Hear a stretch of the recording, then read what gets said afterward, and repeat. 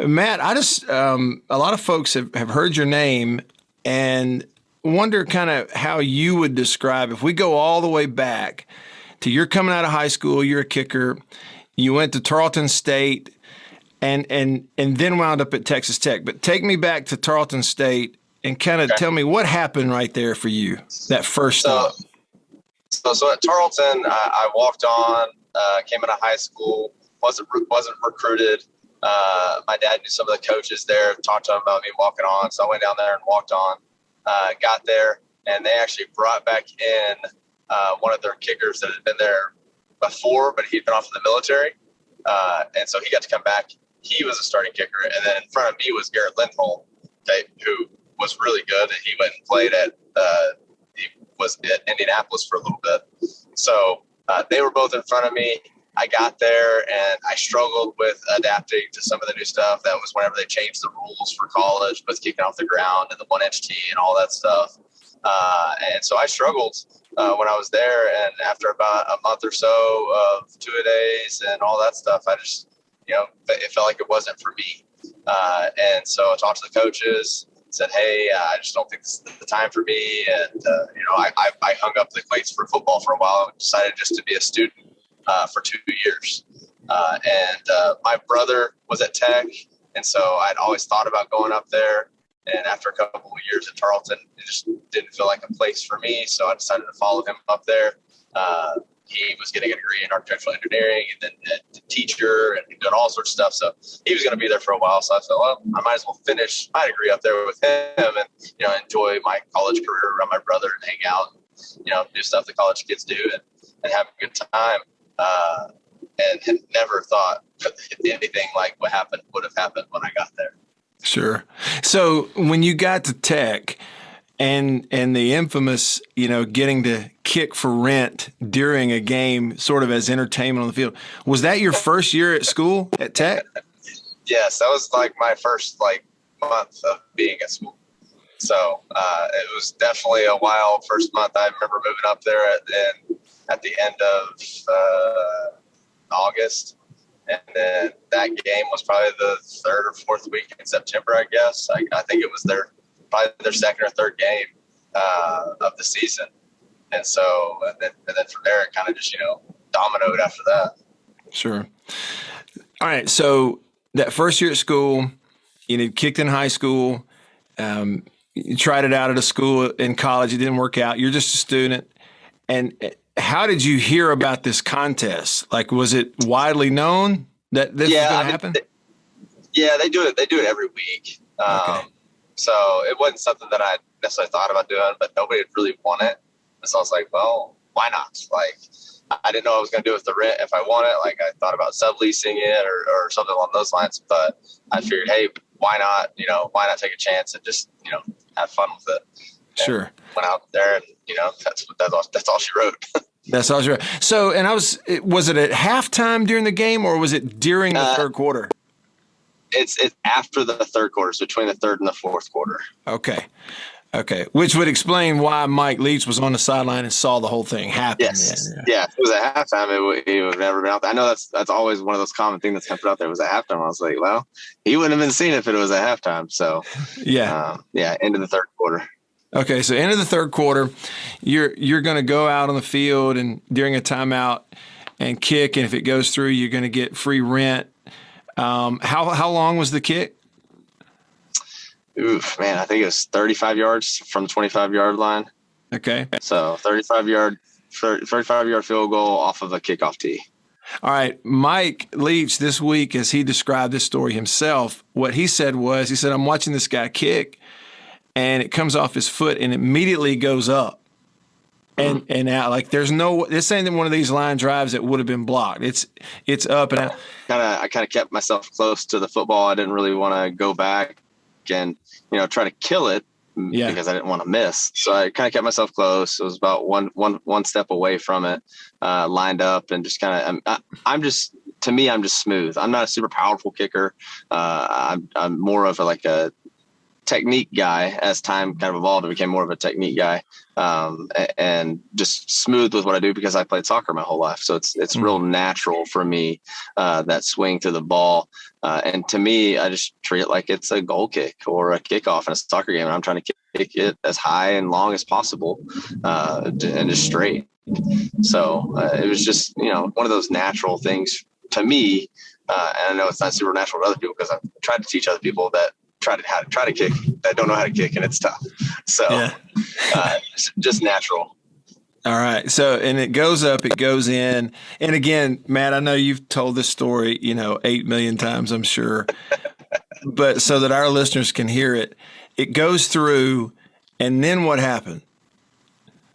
So I go off to the sideline, and they tell me, "Hey, good job, high five, get on information, all that stuff." I was walking out of the tunnel, and it's like I said, it's about a 1/4 mile tunnel. It's a decently long tunnel, a ramp up out of the stadium from the bottom floor to the top. So I'm walking up out of that, and one of the assistant strength and conditioning coaches comes and chases me down. I was actually on the phone with my mom. They were at the game, and they were like, "Oh, good job." And I was like, "Hey, this guy's yelling at me." And I turn around, he says, "Hey, Coach Leach wants to talk to you." I said, "What are you talking about? Coach Leach wants to talk to me." He said, "The head coach wants to talk to you." And I said, "Hey, Mom, the head coach wants to talk to me. I don't know." I said, "I'll call you back later." And so they take me back down there, and they I think they finished a drive or had a punt or something along those lines. And they had me waiting back behind everybody else. And, I'm just hanging out back there, freaking out, don't know what's going on. And he comes back there, he says, "So, you done that before?" It's like, yeah. I was like, "Yeah, I used to kick in high school." He said, "You thought about doing it in college?" I said, "I thought about it. I thought about walking on in the spring. You guys didn't have any fall tryouts." He said, "How about you come into my office on Monday and we'll talk?" And I said, "Cool. Like, let's do it. Let's go." He said he wanted me to come into his office on Tuesday and see if everything works out. So maybe I'll be kicking for Tech one of these days. So, and I go in on Monday, don't even talk to him. Like, I mean, he was there and kind of saw him, but like, didn't talk to anybody. They just said, "All right, let's go get your stuff." I was like, "Wait, what are you talking about?" They said, "We're getting you suited up." I said, That's fantastic. Oh. So they get me all suited up. They get me geared up with everything I need. And Mondays was like a kind of a planning day. So they lifted weights and they sent me straight into the weight room. Just Wow. day one. Day one. The one thing I have to know is like your mom was on the other end of that call. You hang up and you say, "The head coach wants to talk to me. I'll call you back." And it's during the football game. Has she ever described to you like what her reaction was on her end? I think they were just in shock. I know when she kind of retold the story to somebody else, like I hadn't really heard it before. And I was like, "Oh, like I didn't think about it from y'all's end." And She said they hung up and she looked at my dad and said, "The head coach is talking to him." Like, what does that mean? And my dad's like, "I don't know. Like, what do you think it means?" Like, and so they're on a kind of frazzled because they don't know what's going on. And then I come back up and then they're like, "What happened?" And I said, "You're not going to believe this. Like, this is what happened." And then that night on the news, it's all over the news and it's just crazy. That is incredible. It is so incredible. How would you describe what it's like to play for Mike Leach, to be, the kicker on a Mike Leach team? What is that like? If you want somebody to be brutally honest with you and tell you, how it is and what your job is. And I grew up as a coach's kid. And so to me, it just fit me, like, because he was just a coach and he saw everything logically. He saw everything, point A to point B, like that's him. And to me, that fit me. So I'm always going to follow what you do. If you tell me to do something, I'm going to do it. And so that's kind of how he is. Now, does he go about saying it, the politically correct way? No. And that's just him. And that's what's great about him. Like, it's funny and it's quirky. And like, I loved it. Like, I know he talked crazy to some of the other guys before I got there. But I just wanted to keep doing my job because it was my job to, kick field goals, and that made him happy. And if I did that, then that made me happy and good with my job. So it was a wild ride for sure. The stories are awesome, and what you hear it's true. He's wild and tells some good pirate stories for sure. Yeah, for sure. Did you catch wind or see what his comments were after the Arkansas game this past week, where he said, "Hey, we're going to have open tryouts for kicker"? Put that out there. Did you catch wind of that? Like, I didn't get to watch much, and so I didn't get to watch football this past weekend.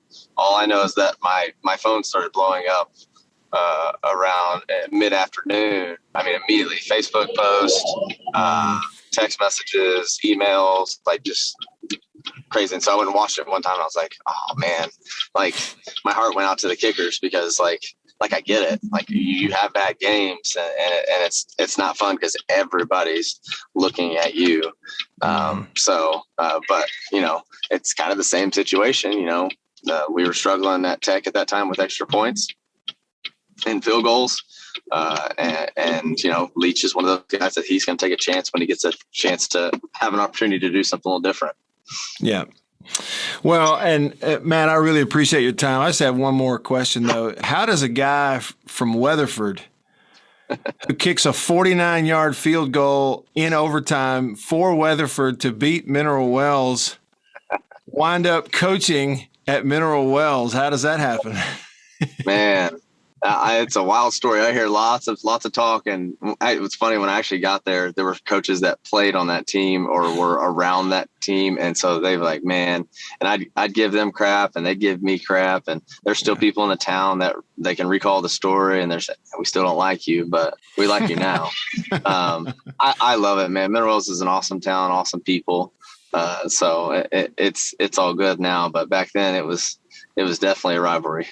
Sure. Well, it is interesting, isn't it, how life will bring you around on certain things. And it's almost like God has an interesting way of saying, hey, listen, you think one way about things.